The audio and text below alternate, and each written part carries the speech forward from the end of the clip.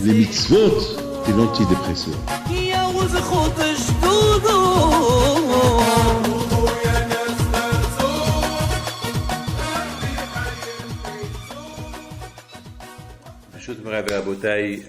Avec la permission d'Hachem, j'espère que vous allez tous bien. Pour Hachem, cette semaine, j'ai eu beaucoup de bonnes nouvelles. Des nouvelles de Pour Hachem.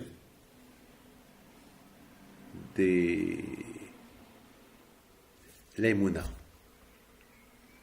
Celui qui a la foi. Parfois, je me demande comment est-ce possible que.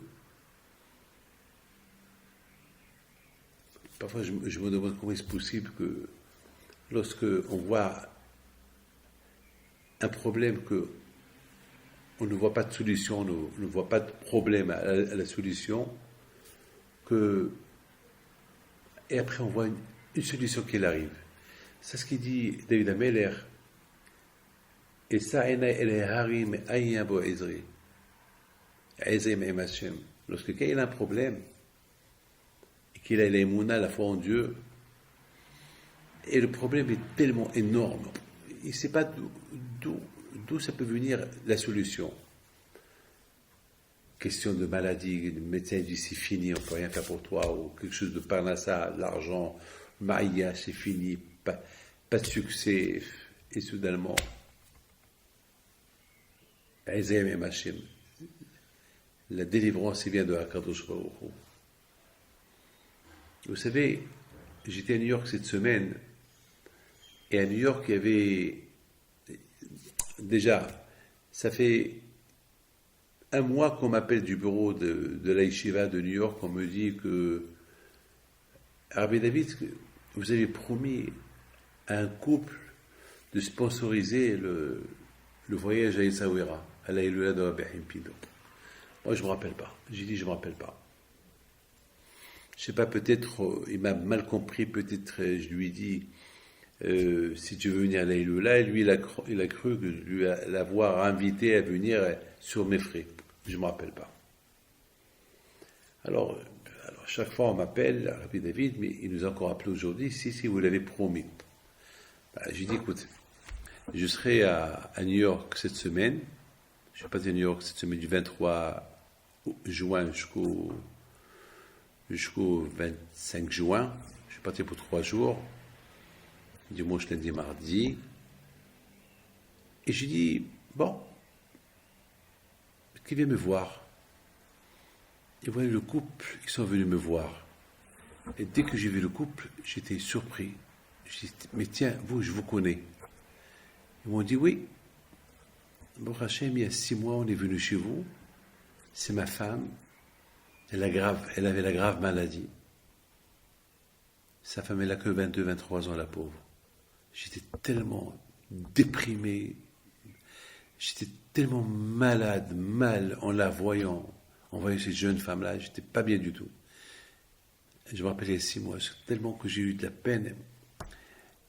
Jusqu'à que je dis, bon, lorsque j'irai au Maroc, je vais partir au Maroc, si Dieu veut, que Dieu fasse qu'elle guérisse d'ici, là et là, et je la prendrai avec moi au Maroc. Et après, je leur ai dit, vous savez quoi? La prochaine fois que je vous vois et que vous m'annoncez une bonne nouvelle, je vous promets que je vous prends au Maroc. C'est des gens pauvres. Là, je me suis rappelé que j'avais promis. Alors, je leur ai dit, lorsque je les ai vus dimanche, je leur ai dit, dites-moi, ne me dites pas que vous avez guéri. Il me dit, oui, ça fait, un mois, elle n'a plus rien. Elle a complètement guéri. Les médecins ne comprennent rien. Alors je lui dis, écoute-moi, je vous paye le billet. Les médecins ne comprennent rien. Les médecins ne comprennent rien. Je suis encore sous le choc de cette histoire-là. Et maintenant, il y a 5 minutes avant que je commence mon cours, il y a quelqu'un qui m'appelle que presque stérile, et grâce à Dieu, il m'annonce que Baruch Hashem, depuis qu'il a commencé à respecter Torah et Mitzvot, et à allumer la veilleuse de Rabbi Himpido, Baruch Hashem, sa femme, elle est enceinte. Là aussi, les médecins ne comprennent pas. Je ne sais pas pourquoi je vous raconte ça, mais je vous raconte ça uniquement pour vous dire que nous sommes dans notre génération, c'est la génération de la technologie, c'est la génération d'Internet, la génération, vous savez, de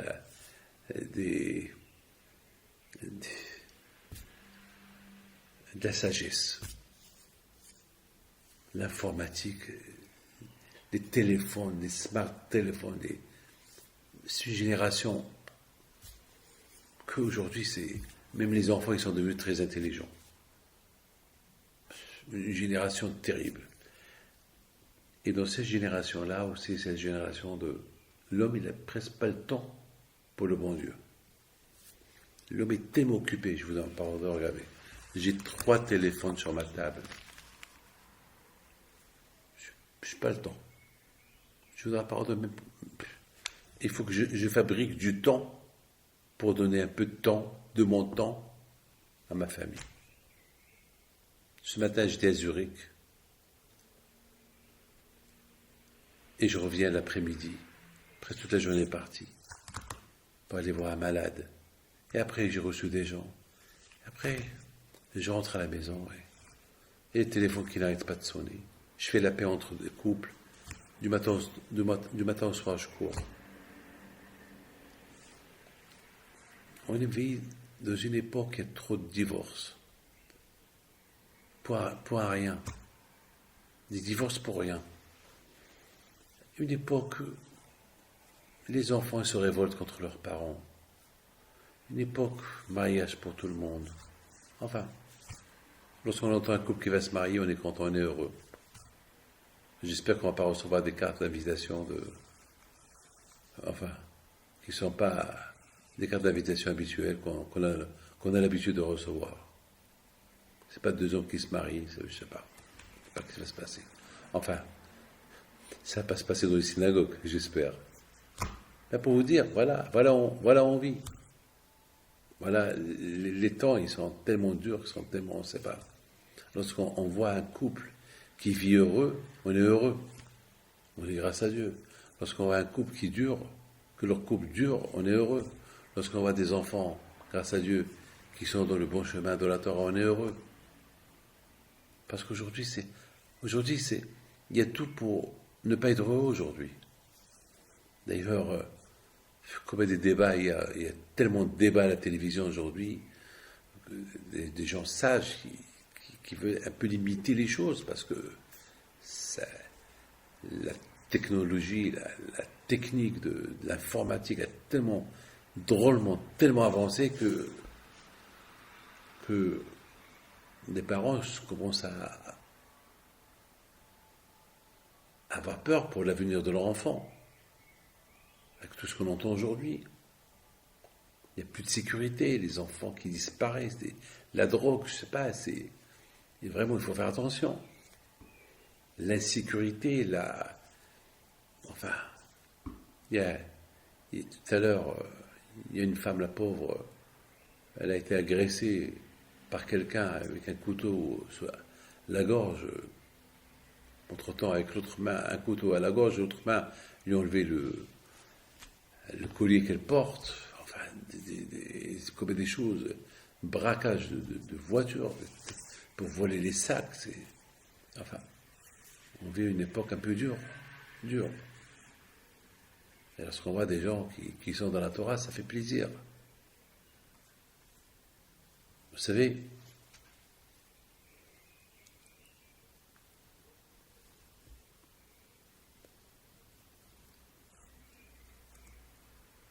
dans la paracha de cette semaine, c'est la paracha vraiment qui nous parle de la paracha de la guerre qu'ils ont fait les Juifs contre les Midianim. Et c'est écrit dans la Torah, quand Hachem il a dit à Moshe, venge la mort des 24 000 Juifs qui sont morts à cause de la faute qu'ils ont fait avec des femmes étrangères. et après tu vas mourir. Mais Moshe Rabbeinu, à la Shalom, il a un problème. Le problème que Moshe Rabbeinu, il a compris les paroles d'Hachem, deux choses. Il a compris que Hachem lui dit, tu fais la guerre contre les Midianim, et après tu vas mourir. Ça veut dire que si tu ne fais pas la guerre, tu ne meurs pas. Alors maintenant, Moshe, il sait qu'il ne peut pas rentrer en Israël. Il sait que c'est Yoshua, son élève, qui va prendre la relève. Maintenant, Moshe, il a le choix.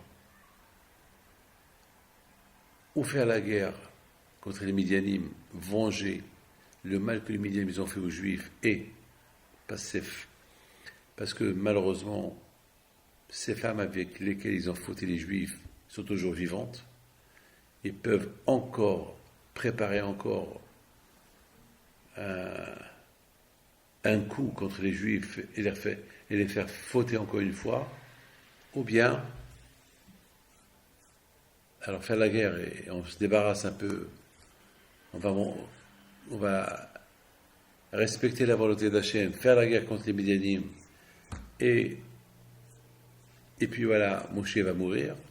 Donc Moshe peut dire, bon, je suis toujours vivant, je vais bien faire attention aux Juifs, je vais bien être en garde que ces femmes-là approchent pas les territoires où les Juifs ils se trouvent, et je reste vivant. Donc il a le choix. Comme ça, il a compris de la parole d'Hachem. Venge des Juifs, et après tu meurs. Ou bien, ne les venge pas tout de suite, et tu restes vivant, tu as le temps pour les venger. Donc, il peut encore attendre. Alors, Moshe Rabbeinu, qu'est-ce qu'il fait? Moshe Rabbeinu, il dit au peuple d'Israël, voilà ce que Hachem m'a dit de vous dire. Que vous faites la guerre contre les Midianim pour venger la mort des 24 000 Juifs qui sont morts. Et après, je vais quitter ce monde. Alors les Juifs lui ont dit, ouais, mais on a le temps. Si tu meurs, on va perdre un nom content. On t'adore, on t'aime. On peut faire la guerre dans quelques années. On reste là. Reste avec nous. Moshe Rabbeinu, il regarde les bénis d'Israël, qu'ils ont de la peine de le voir quitter ce monde. Et qu'est-ce qu'il leur dit? Il leur dit, mais ce que vous n'avez pas compris, c'est, ces Juifs qui sont morts, ils font partie de Hachem. Parce que Am Israël, chaque Juif, il a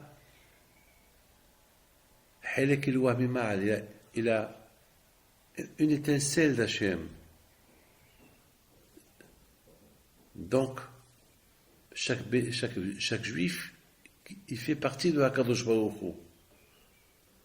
Donc, c'est le nom d'Hachem qu'on va venger.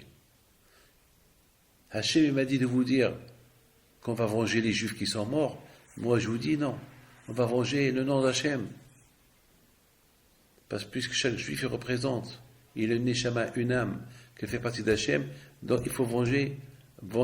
C'est pas les Juifs qu'on va venger, c'est le nom d'Hachem qu'on va venger. Parce que si ces Juifs-là, ils n'ont pas fauté avec les femmes étrangères, ils seraient vivants. Et s'ils auraient été vivants, ils auraient servi le bon Dieu. Ils auraient fait des mitzvot. Être au service d'Hachem. Et puisqu'ils ont ces Midianiotes, ces femmes de Midian, ils les ont poussés à fauter avec eux, avec eux, donc ils sont morts. Donc, il y a un manque de ceux qui doivent servir à Kadosh Baruch Hu. Donc il faut venger. C'est le nom d'Hachem qu'il faut venger.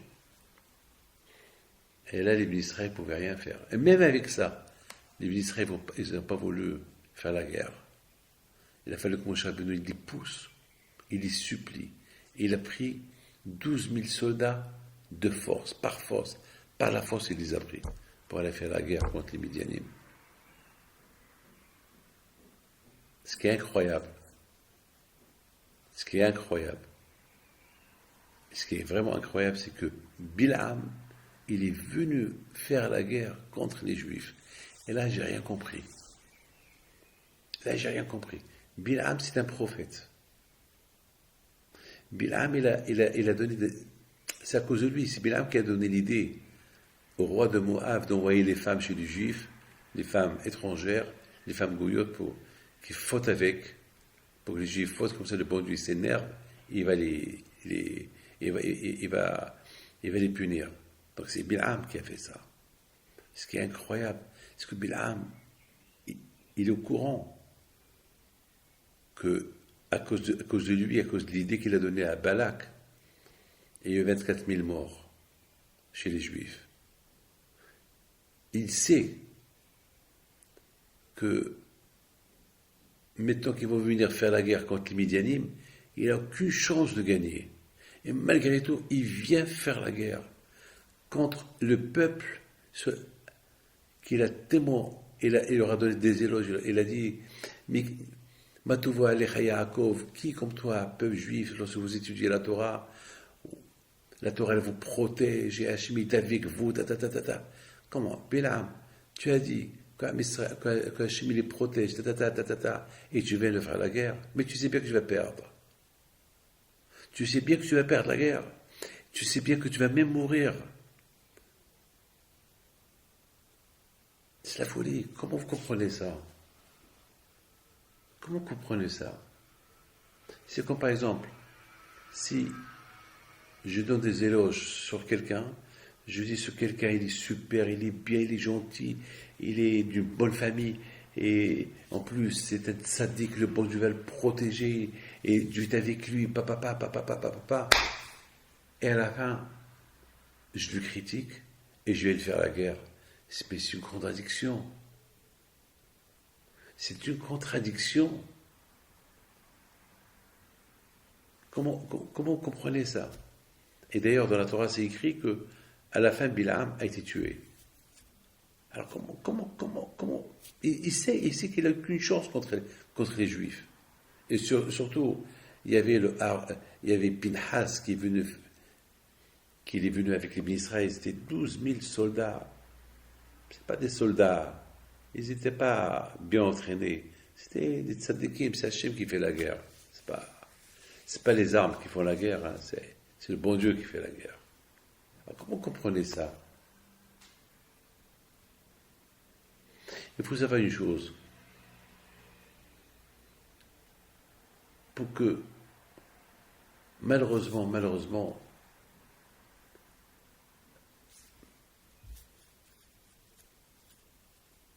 il y avait un rabbin que je connais. Il a donné un cours de Torah sur l'importance de se protéger, de ne pas voir ce qu'il ne faut pas voir. Il a donné un bon cours. Hein. Et lui-même, malheureusement le soir, il fait des bêtises. Et c'est quelqu'un que je connais bien. Il m'a dit comme ça, il m'a dit, je sais ce que je fais, c'est pas bien. Je sais que je dis. C'est comme, faites ce que je vous dis, mais ne faites pas ce que je fais. Alors je lui dis, mais comment, pourquoi? Pourquoi tu es comme ça? Il me regarde. Il me dit, j'ai pas de réponse à vous donner. Je suis faible. Je suis fort pour parler, mais je suis faible pour moi. Tout le monde pense que je suis un tzaddik, il m'a dit, mais au fait, je suis un vaurien. Et j'admets. J'admets. Il me dit comme ça. Il me dit, sache Rabbi David, que je fais de mon mieux pour être mieux. Mais je suis toujours faible.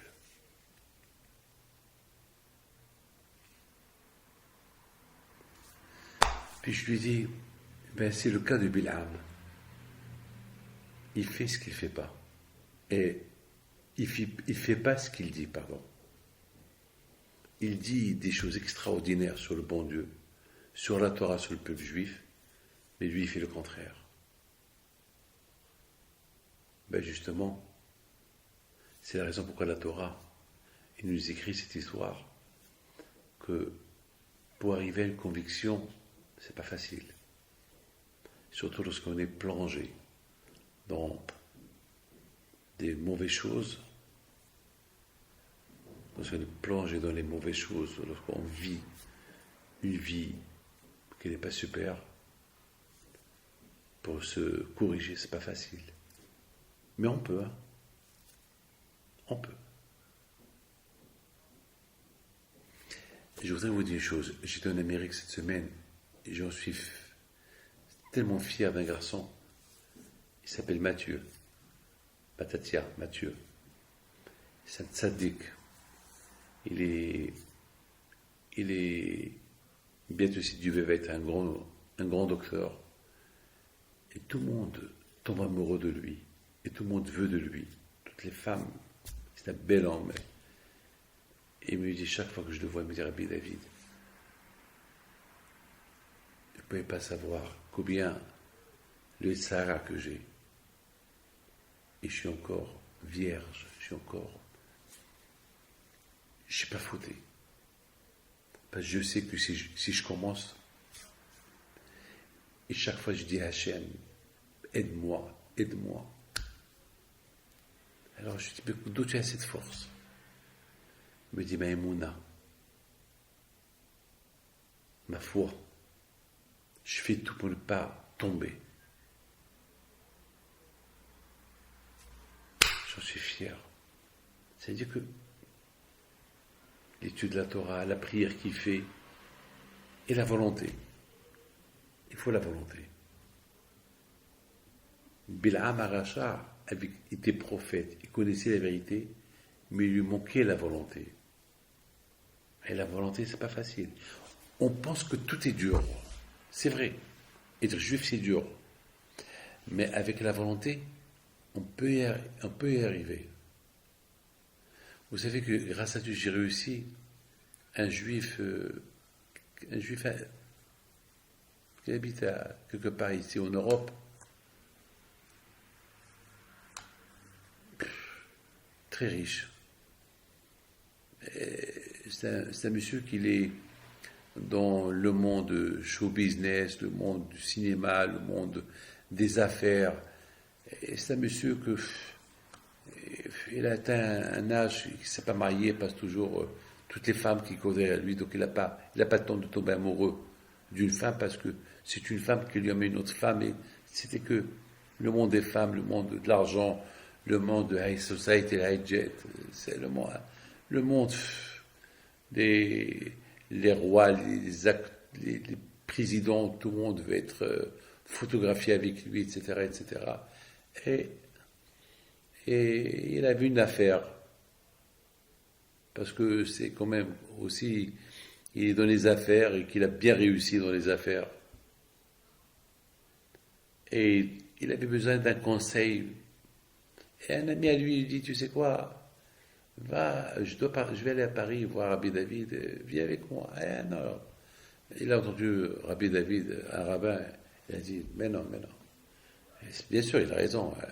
Le monde des affaires et le monde de high society, le monde show business, des acteurs de cinéma, des chanteurs, venir voir Rabbi David, c'est pas...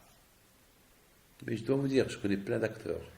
Je connais plein d'acteurs. Il vient en cachette, je ne peux pas vous dire des noms, des chanteurs, vous savez, je suis leur psychologue presque.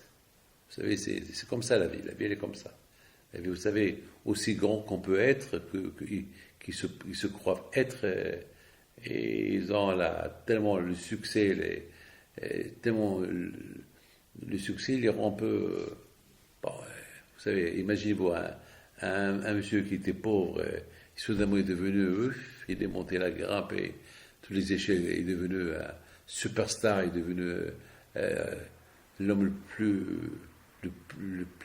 le plus payé du monde, etc. Vous savez, à un moment donné, le succès, il les emporte un peu. Hein.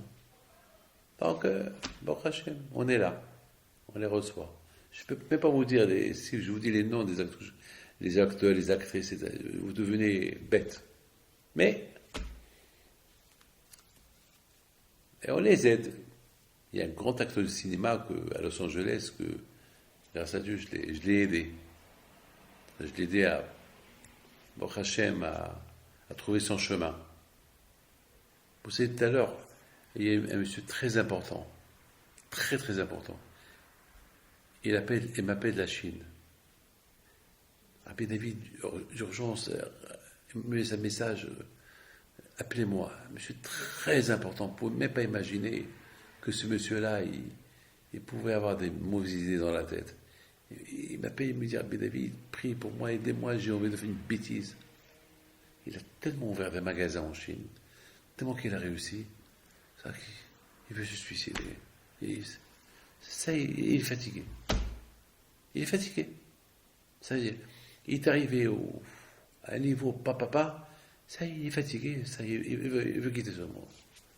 Heureusement que j'étais là pour lui parler, pour lui dire, t'es fou, quoi, avec ta femme, c'est des enfants. C'est malheureux, c'est de la folie, c'est des choses qu'on vit. Il faut voir des choses que je vois, ce que j'entends. Mais grâce à Dieu, il y a la Torah. Baruch Hashem, la Torah elle nous aide. Vous savez que la Torah est mise dans un niveau aussi puissant. Regardez le rabbi de Lubavitch, tous ces grands tzadikim qui sont très très très connus dans le monde entier. Pourquoi eux? Est-ce qu'on peut imaginer un jour, Rabbi Youssef, tous ces, Rav Shach, Alav Shalom, le Steipeler, tous ces grands tzadikim est-ce que Rabbi Eliashiv, Alav Shalom, c'était ces tzadikim mondialement connus, est-ce qu'ils ont déprimé? Pratiquement ils ne dorment pas. Les honneurs, ça ne leur manque pas. Imaginez-vous, Rabbi Eliashiv, lorsqu'il est décédé, il y a presque 500 000 personnes qui l'ont accompagné. Rav Shach, presque 1 million de personnes qui étaient à son enterrement. Rav Kaduri, tous ces grands tzadikim de nos générations, des millions c'est connu par des millions de personnes. Est-ce que le kavod, il les a emportés? Est-ce que les honneurs là? Non, parce qu'ils savent que la Torah, ils savent qu'il y a, grâce à la Torah, ils savent qu'il y a, il ne peut pas dépasser une limite. Il y a Hachem. Les autres, avec l'argent, ils croient que c'est. Leur Hachem, c'est l'argent. Leur Dieu, c'est l'argent. Et le bonheur, la gloire. Et parce qu'ils n'ont pas rien de tout ça, parce qu'ils ont tellement tout ça, ils ne savent plus quoi en faire. C'est un surplus, et ce surplus, ils forment qu'ils ont aujourd'hui une dépression, et ils veulent se suicider, et c'est fini pour eux. La Torah, elle te donne la bonne volonté. La Torah, elle te donne la bonne volonté. Et maintenant, vous comprenez pourquoi Bilham est devenu fou. Il sait que c'est un suicide d'aller faire la guerre contre les Juifs, surtout que maintenant Hachem il a fait la paix avec eux. Surtout c'est à cause de lui qu'il les a fait fauter. Il sait en plus que Hachem il a dit à Moshe Rabbeinu, venge les Juifs en faisant la guerre contre Midian, après tu meurs. Et il voit que Moshe, il veut venger le nom d'Hachem. Ils s'en fout. Il ne peut pas vivre voyant le nom d'Hachem qui n'est pas vengé. Il s'est dit, je préfère venger le nom d'Hachem et je meurs. C'est-à-dire qu'il a risqué sa vie. C'est-à-dire, il a sacrifié sa vie pour faire la guerre contre les Midianim. Alors, c'est-à-dire que Bilham, il sait que c'est une guerre. C'est Moshe, le chef d'état-major de cette guerre. Et c'est Pinhas qui va mener cette guerre. Et ça va être 12 000 juifs tirés au sort. 12 000 tzadikim qui vont faire la guerre. Et contre eux, il n'a aucune chance de vivre. Et malgré tout, il est parti faire la guerre. Sachant que il va finir mal. Pourquoi tout ça?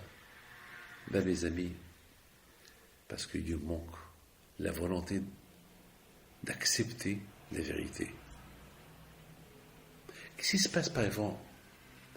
Puisqu'il connaît déjà la vérité, puisqu'il connaît la vérité, il manque que la volonté. Quelqu'un qui ne connaît pas la vérité, bon, on dit qu'il ne connaît pas la vérité. Donc, puisqu'il y a un manque de vérité, donc il n'y a pas de volonté. Pourquoi je vais faire? Je n'en sais pas. Mais si je sais, donc déjà je connais la vérité, donc il faut la volonté. Mais la volonté se prépare, elle se travaille. Comme ce monsieur-là, à New York. Il connaît la vérité, il sait qui est Hachem, il sait qu'il ne peut pas faire des bêtises, donc il a utilisé la volonté. Et grâce à Dieu, il tient bon.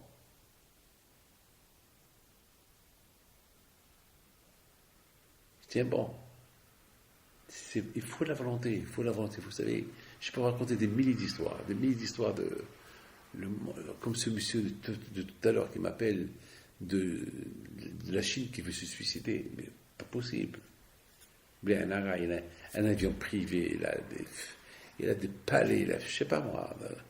Pourquoi? Parce qu'il a trop réussi. Ce surplus, il ne sait plus comment gérer. L'argent, il ne sait plus quoi faire avec. Et ça déprime. Alors, je lui donne des conseils. Quoi faire?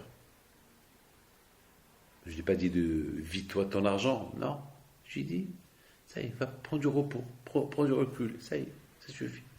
Arrête d'ajouter les magasins, ça suffit. Profite de ton argent. Alors, j'ai pas terminé. Tout à l'heure, j'ai commencé à vous parler de ce monsieur-là. Ce monsieur-là qui a tellement réussi et qu'il est devenu vieil homme, il ne voulait même pas se marier. Il avait une affaire, donc au départ, il ne voulait pas venir me voir, à la fin, il est venu. Et lorsqu'il est venu, je ne sais pas, ça m'a échappé une phrase. Je lui ai dit, alors on m'a dit que vous n'êtes pas marié. Il m'a dit, oui, Rabbi David, je ne suis pas venu ici pour parler mariage, c'est une affaire. Je lui ai dit, vous savez quoi? On va laisser les affaires de côté, viens, on va parler de ton avenir. Qu'est-ce que tu vas devenir une fois que tu prends de l'âge? Dans 20 ans, tu auras 60 ans. À qui tu vas laisser ton argent? À qui tu vas laisser tes affaires? Et je commence à parler avec lui doucement et gentiment. Des phrases simples.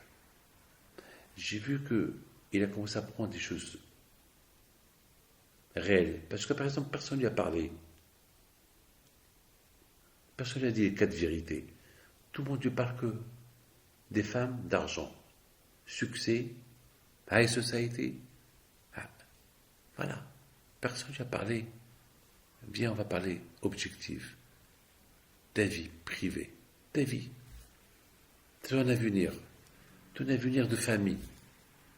Qu'est-ce qu'il va être? Et le temps qu'il réfléchit, je me suis levé, je prends mon talit. Et voilà, je t'offre mon talit. Si tu te maries, tu le mets. Avec ça, tu vas te marier. Tu sais que les Juifs, ils se marient avec un talit. Il m'a dit, je sais, j'ai assisté. J'ai dit, voilà, je suis dans le mien. Il avait un sourire. Un sourire qui veut dire j'accepte. Après, on n'a plus parlé des affaires. Parce que la plus belle affaire, c'est de construire une famille. D'avoir la volonté. Et grâce à Dieu, 2 mois plus tard, il a connu une fille. Il me l'a emmenée. Et je lui dis, c'est elle. Ils se sont mariés et il a un garçon grâce à Dieu. En 2 ans, sa vie a changé. Et aujourd'hui, il ne me parle pas de ses affaires. Je lui dis, je ne veux rien savoir. Parle-moi de la famille. Les affaires, tu en as de quoi vivre encore 500, 600 ans. Pas la peine qu'on parle des affaires. Eh bien, on va parler de la famille. Parce que la famille, c'est à chaque génération. Si tu n'en fais pas aujourd'hui, il n'y aura pas dans 500, 600 ans. Il faut en faire et laisser une génération pour d'autres générations, et ainsi de suite. Parce que l'argent, grâce à Dieu, tu en as. De toute façon, l'argent ne les emporte pas. La volonté. Être objectif. À travers la vérité, tu prends des décisions. Pour ceux qui ne connaissent pas la vérité, ils ont un problème. Mais ceux qui connaissent la vérité, ça y est, ils connaissent la vérité. Il faut la volonté. La vérité, la volonté.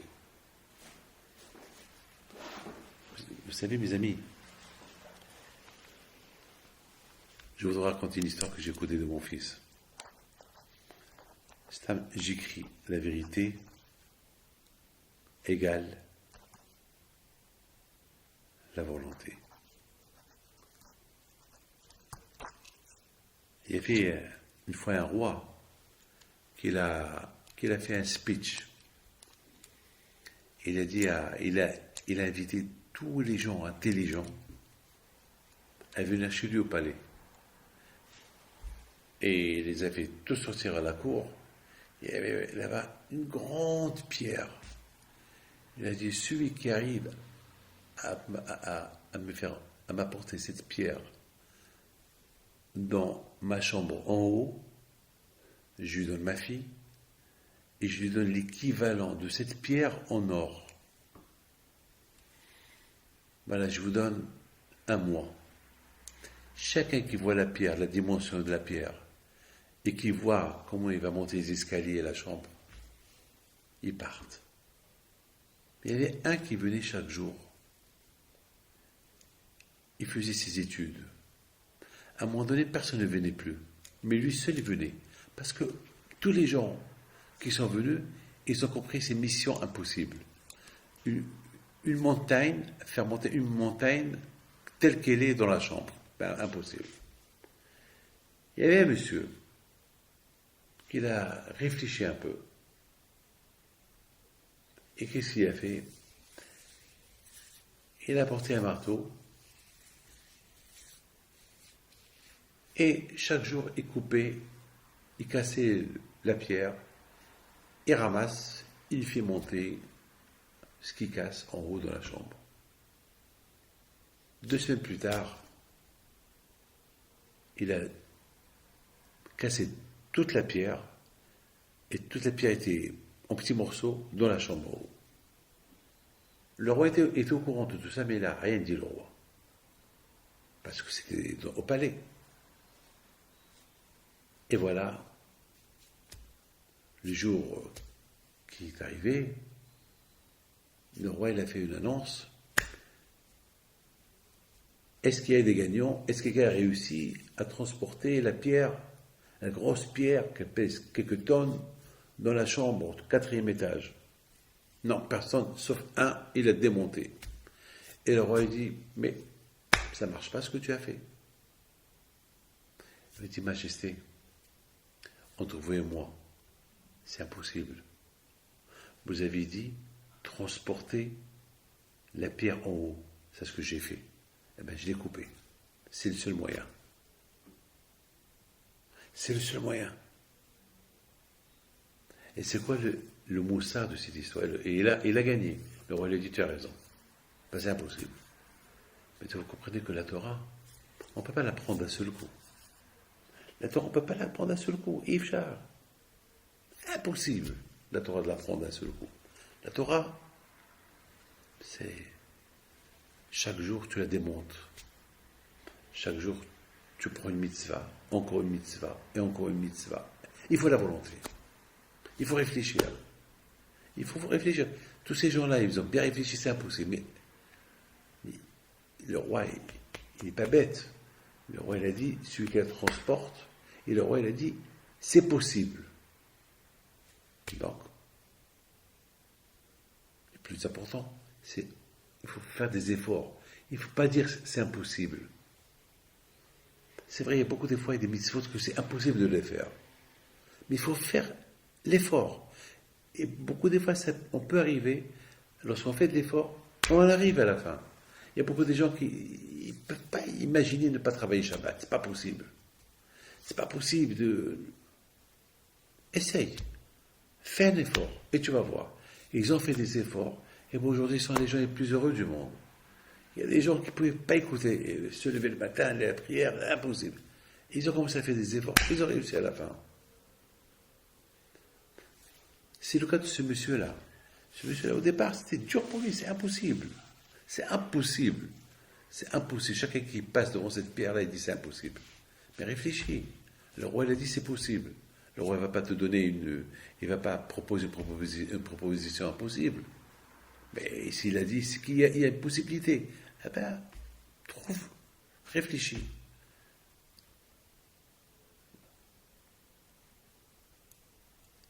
La Torah, c'est la vérité. Alors, puisque c'est la vérité, il manque que la volonté. Il faut que la volonté. Étudier la Torah d'un seul coup, être un super, être Moshe Rabbeinu d'un seul coup, impossible. Être Rambam d'un seul coup, impossible. Il faut aller step by step, doucement, doucement. Regardez ce monsieur-là, ce riche-là, qui est venu pour une affaire, et je commence à lui parler de sa vie, au départ. Il rigolait, il ne voulait rien savoir. Mais je dis, écoute, viens en parler de ça après. Après, il a commencé à réfléchir. Il me voyait, j'étais con, la façon que je parlais avec lui, la conviction que la vie, c'est pas l'argent. La vie, l'argent, c'est la déprime. C'est sans une femme, tout le temps, l'argent, c'est fini. Tu finiras mal. Une phrase. À qui tu vas laisser tout ça? À qui tu vas laisser la nouvelle affaire que tu veux faire? Il a commencé à comprendre, parce que personne n'a osé lui parler comme ça. Et voilà. Hachem, lorsqu'il nous a proposé la Torah, qu'est-ce qu'il a dit? Qu'est-ce qu'il a dit? Accepter ou là-bas, vous allez crever là-bas. Vous n'avez pas le choix. Comment Kacherie nous oblige à accepter la Torah sans nous donner le choix? Non.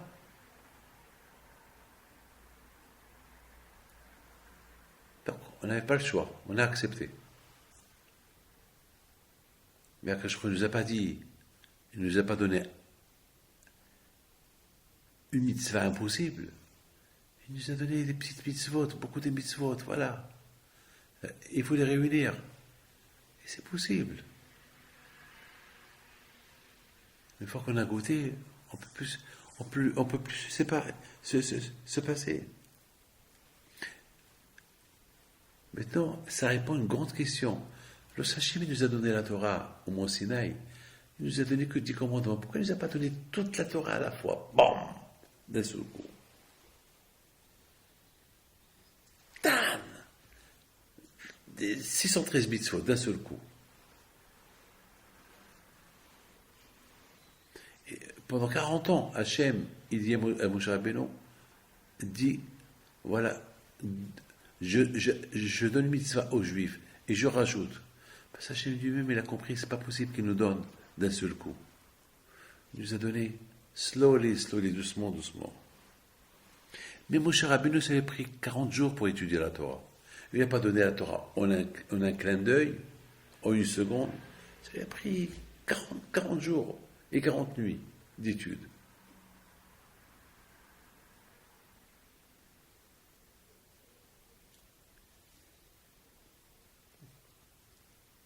Je voudrais simplement vous dire, j'ai vu une question, très belle question cette semaine, question super.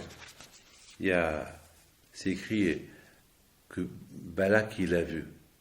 Qu'est-ce que les Juifs ils ont fait aux deux grands rois, Sihon et Og. Et dans le livre qui s'appelle Amarot Terorot, il pose une belle question. Il dit pourquoi c'est pas écrit Vaishma Balak? Et Balak il a entendu ce que les Juifs ils ont fait. Pourquoi c'est écrit il l'a vu? Pourquoi il l'a vu? Il l'a pas vu, il l'a entendu. Parce que si moi je me trouve en France et j'entends quelque chose qui s'est passé en Espagne, j'ai entendu. on m'a dit que j'ai pas vu, je suis en France. Je ne peux pas être en France et voir de la France ce qui se passe en Espagne. Alors, comment vous pouvez expliquer que Balak, il a vu ce qui s'est passé loin de chez lui? La Torah, elle aurait dû dire, Vaishma, il a entendu, qu'est-ce que les Juifs, ils ont fait là-bas, à Og et à Sihon, ces deux grands peuples qu'ils les ont écrasés, les Juifs, ils les ont écrasés. Il n'a rien vu, il a entendu. Pourquoi la Torah dit Vayar, il a vu? Ben, mes amis, il faut savoir une chose.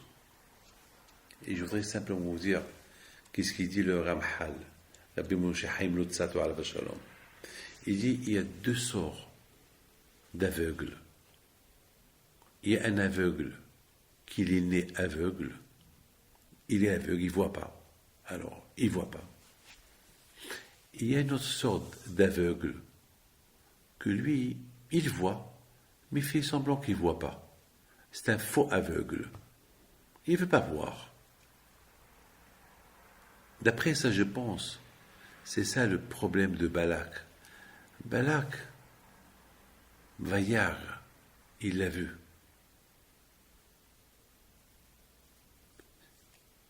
C'est quoi? Ça veut dire, ici on parle que Bémet, c'était quelqu'un que... Parce que voir, c'est plus fort que entendre. Parce qu'il y a une différence entre si j'entends et si je vois. Si par exemple, j'entends siffler le train, j'entends. Le train, il siffle. Je me rappelle, moi, j'étais à la Yeshiva, en Angleterre. Et la Yeshiva, on entendait tout le temps les anciens trains qui sifflaient lorsqu'ils passaient. Donc, il y a une différence et beaucoup de fois on allait sur le pont et on voyait les trains qui passent. Et on était sur le pont et dès qu'ils veulent rentrer, passer sur le pont, ils sifflaient. On les voyait siffler. C'était impressionnant. Donc il y a une différence entre entendre et voir. Donc Balak, lui, c'est pas il avait une conviction. Ça veut dire, c'était plus. Ça veut dire, Vayar, Balak, il a vu qu'est-ce que les Juifs ils ont fait. Ça veut dire que c'est pas la paix qu'il entend. Pour lui, c'est comme il a vu. C'est-à-dire, c'était tellement clair dans sa tête ce que les Juifs ils ont fait, qu'ils ont remporté une victoire éclatante. C'est comme si vous parlez de... C'est comme si vous parlez de... une mouche qui fait la guerre. Un lion, elle tue le lion, elle tue deux lions. Une mouche. Ou bien je sais pas, une fourmi, ou une petite fourmi, elle vient contre deux grands lions et les écrase et les avale. C'est pas possible. On ne peut pas croire à ça. Aucun ne pouvait imaginer, aucun ne pouvait croire que les Juifs, ils allaient gagner ces deux grands peuples. Et ils ont gagné. Pour Balak, entendre, c'est pas... Pour lui, c'est... Parce que même si on lui dit, même si on lui raconte, il ne peut pas croire. C'est pas possible. Mais c'était tellement clair devant Balak, c'était vrai, à tel point que, comme s'il l'a vu la fourmi abattre les deux lions, comme s'il a vu les Juifs qui ont fait la guerre contre ces deux grands peuples, et le bon Dieu, il leur a donné ces deux grands peuples entre ses mains. Alors avec tout ça, Balak, c'est une conviction, c'est une réalité, c'est une vérité. Alors pourquoi tu ne changes pas? Bilam aussi, il connaît la vérité, il connaît tout. Tu connais la vérité. Alors, un peu de volonté. Change-toi. Écrase-toi. Non. Il ne veut pas changer. Il va rester le même. manque de responsabilité. C'est de la folie. C'est de la folie. C'est de la folie.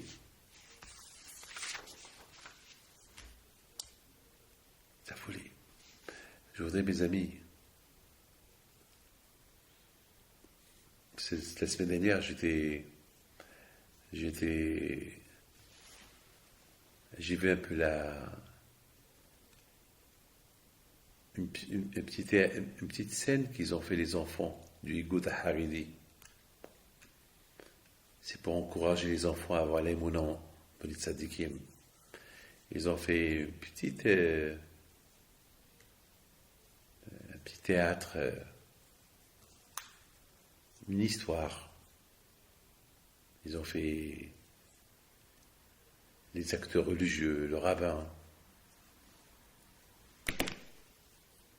le malade qui l'a guéri, une belle histoire. Et c'était très beau. Il y avait d'abord Hamou qui leur a dit, après il a dit aux enfants, vous avez fait une histoire, mais il faut vivre l'histoire. Parce que l'histoire, c'est l'histoire. On entend l'histoire d'un tzaddik, c'est super, mais il faut avoir l'ambition d'être un jour un tzaddik et faire pareil que du tzaddik. La volonté, une fois que tu vois la vérité, il faut avoir la volonté pour réaliser la vérité.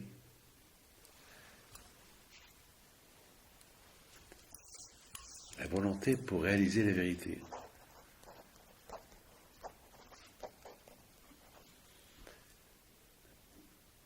Moi, j'ai appris une chose de tout ce que j'ai vu. J'ai appris que les enfants, ils regardaient les adultes.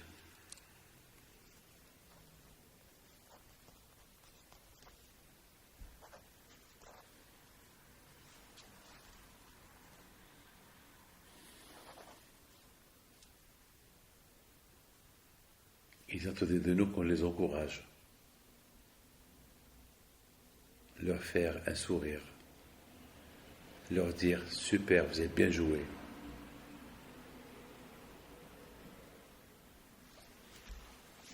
Mais Rav Hamou, il leur a dit une belle phrase. Il leur a dit « Vous avez fait une belle histoire, mais il faut être dans l'histoire. » Parce que ce qui nous intéresse, c'est pas le cinéma, c'est pas le imiter. Il faut être.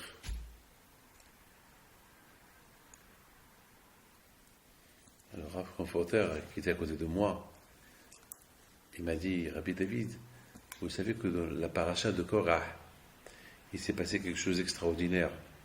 Il s'est passé que lorsque Korah s'est révolté contre Moshe Rabbeinu, il y avait avec lui 250 juifs, que chaque juif voulait être le Kohen Gadol, chaque tribu voulait être un Kohen Gadol, un Kadosh Baruch Hu, et dire Moshe Rabbeinu, vous savez quoi, que chaque tribu, elle apporte un bâton. Ils vont le laisser au temple, au Mishkan, au tabernacle, et le bâton qui va fleurir, c'est lui qui sera le Kohen Gadol. Alors chaque tribu, elle apportait un bâton, et la tribu de Lévi, elle apportait un bâton. Alors, d'après le Baal HaTurim, ce bâton, c'était le bâton de Moshe Rabbeinu. Ce fameux bâton qu'il a avalé les bâtons égyptiens. Lorsque Moshe Rabbeinu il a pris le bâton devant le pharaon, il l'a jeté devenu serpent. Alors tous les Égyptiens ils ont pris leur bâton, ils l'ont jeté et ils sont devenus serpents. Alors le serpent de Moshe Rabbeinu, il a avalé tout le monde.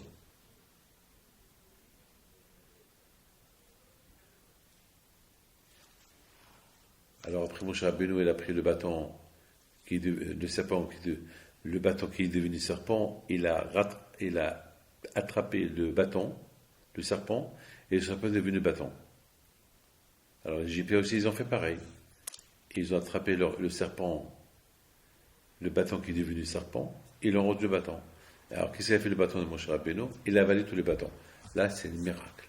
Parce qu'on peut comprendre que les serpents, ils s'avalent entre eux.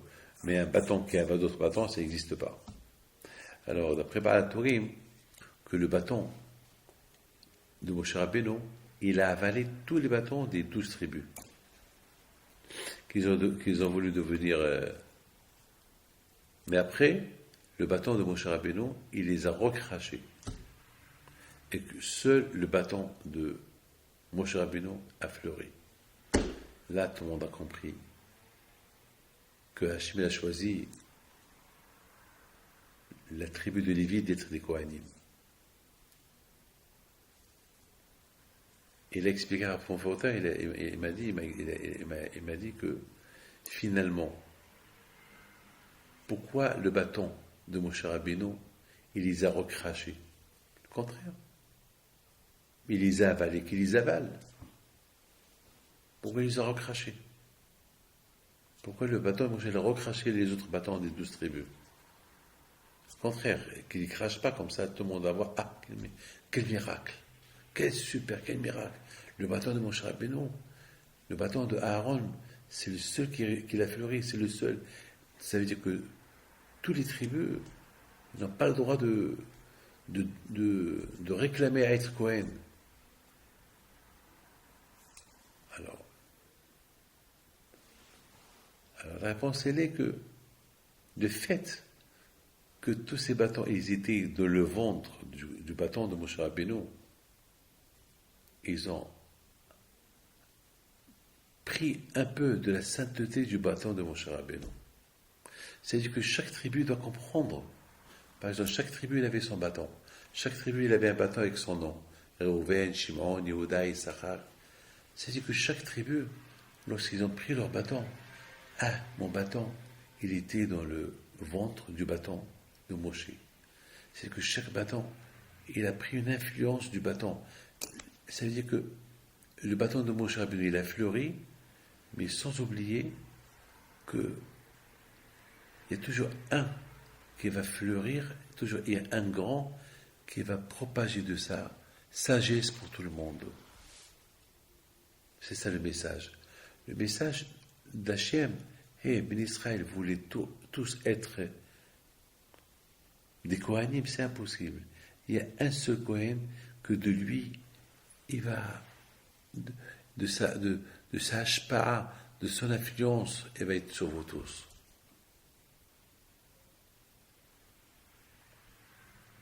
Toujours un rabbin, c'est lui, le leader. Tout le monde ne peut pas être un rabbin. Même si tout le monde est rabbin, il y a un chef, sinon il n'y a pas, ça va pas, il n'y a pas de vie. Il y a un chef, il y a un seul. Il y a beaucoup de villes où il y a que des rabbins. Il y a mais il y a un seul rav de la ville, il y a un seul dayan. Ici à Paris, il y a le grand rabbin de Paris. Il y a beaucoup de grands rabbins qui sont comme le grand rabbin de Paris. Peut-être ils sont plus forts que lui, mais non. C'est le grand rabbin de Paris, c'est lui le grand rabbin de Paris. Il faut le respecter. C'est lui, c'est lui. Dans une synagogue, vous avez trouvé 20 rabbins. Il y a 20 rabbins. Il y a un seul. Il y a le rabbin de la synagogue. Même il y a 20 rabbins qui sont mieux que lui. Même s'ils sont mieux que lui, c'est lui le rabbin de la synagogue. C'est lui le leader. Sinon, il n'y a pas de vie. Sinon, chacun il y aura des guerres. Il faut savoir il faut avoir la volonté d'être cool.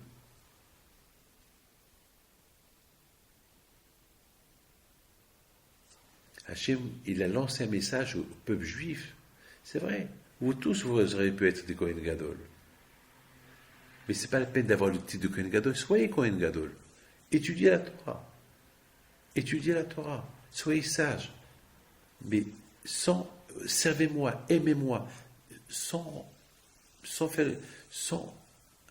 vouloir prendre la place du Kohen Gadol. Le vrai Kohen Gadol, c'est celui qui n'est pas jaloux du Kohen Gadol. Si tous les Juifs, ils ont le même titre de Kohen Gadol, ils ne peuvent pas tous être Kohen Gadol, il y a un seul, donc il faut le respecter. C'est lui la fleur. C'est lui le mashpia sur tout le monde. À l'époque, lorsqu'il y avait le Beth Amikdash, il y avait beaucoup de tzadikim. Mais ceux qui pouvaient rentrer dans Kodesh HaKodeshim, le Saint des Saints, que le Kohen Gadol. Mais peut-être ce Kohen Gadol qui va rentrer là-bas, il n'arrive même pas à la cheville d'un autre tzaddik qui se trouve au temple. Mais c'est pas grave. Pour le moment, ce grand tzaddik, il faut qu'il admet que le Kohen Gadol, c'est celui-là, et pas lui. Lui, il peut être 1000 fois plus que lui, mais c'est lui le Kohen Gadol.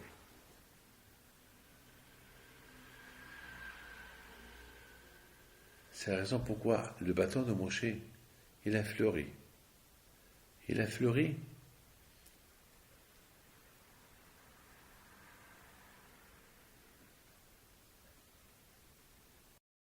Et il a craché de lui tout. Ça veut dire, vous êtes comme moi, vous êtes des bâtons comme moi, mais c'est Hachem qui m'a choisi. Ici en France, il y a un président. Il y a beaucoup de présidents, il y a beaucoup des gens plus intelligents que lui. Et chacun veut être président. Mais le bon Dieu a voulu que c'est lui le président.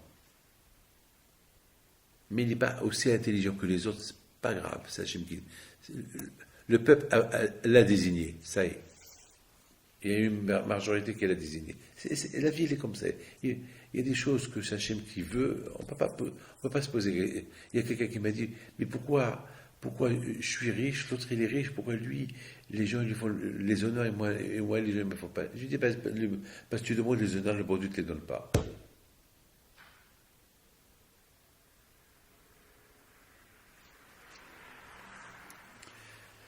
Voilà mes enfants, que le bon Dieu vous protège et que chez vous dans la santé, bracha v'atzlaha, vous avez bien compris cette belle paracha de Matot. Cette paracha de Matot qui nous apprend plein de choses. Il nous apprend, lorsqu'on connaît la vérité, il faut avoir la volonté. C'est tout. La volonté pour réaliser la vérité. Que Dieu vous protège. الهرب نبيت بيتو اللولا لسيتو الهرب نبيت بنتو لو ضويا العيالات صغرتو